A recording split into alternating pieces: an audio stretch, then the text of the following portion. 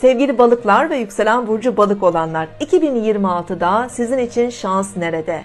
Şanslı burçlardansınız. Yılın ilk yarısında kendinizi daha değerli, daha hoşgörülü hissedebilirsiniz. Tabii ki romantik konular, aşk konularında şanslısınız.